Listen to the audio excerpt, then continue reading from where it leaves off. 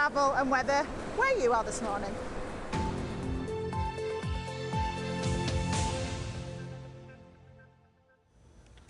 Good morning from BBC London News. I'm Alpa Patel. London's gangs have ditched postcode rivalries in favour of organised drug dealing. Researchers from South Bank University also found that gang leaders are using a range of tactics to avoid detection. They spoke to current and former gang members. It actually is making much harder for not only the police but for other agencies that are working with gangs, because it is very much about being off-grid, being below the radar and hiding activities there. So 10 years ago gang members would be explicit about saying they were part of a gang. That's very rare these days. A university lecturer who was beaten up by burglars is going to the High Court today to try to stop the closure of half of London's police stations. Paul Collar believes the only reason he survived the attack is because officers arrived at his house in Wimbledon from the nearest station within 8 minutes of a 999 call. Back in November, Sadiq Khan announced plans to close 37 of 73 stations to save money. Stansted Airport has been ranked the second worst airport in the world, according to one study.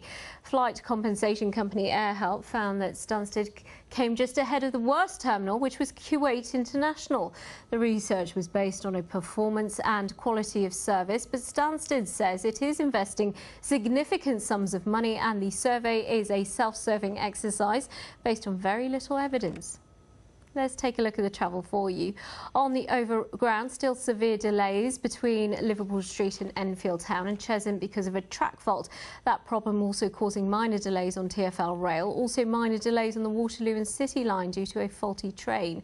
The track fault also causing problems on services on Greater Anglia and Stansted Express. On the roads, this is the Woolwich Road flyover, which has the usual delays northbound towards the Blackwall Tunnel. Right, let's take a look at the weather for you. Here's Kate Kinsella. Good morning. Well, it's a much brighter start this morning. There may be a little bit of residual cloud around at first, but that will burn back quite quickly, leading to a day of sunshine, and the temperatures are going to feel a little bit warmer than they did yesterday. So the cloud we have right at the start of the day will disappear quickly. Blue sky throughout. We've still got that northeasterly breeze though, so out along the Essex coast perhaps a little bit chillier, but elsewhere inland we're looking at a maximum somewhere between 21 and 24 Celsius in the sunshine. Now overnight tonight it'll start off clear, but gradually the cloud will increase. Coming up from the south, the risk of some quite sharp showers. You may hear a rumble of thunder through the early hours of tomorrow morning. It's not going to be quite as chilly tonight though as it was last night, the minimum between 10 and 12 Celsius.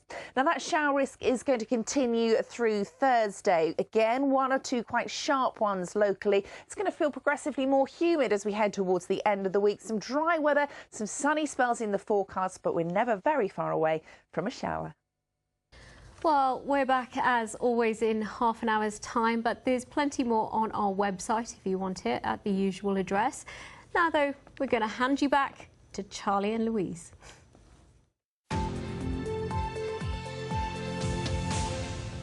Hello, good morning. You're watching Breakfast with Charlie and Louise.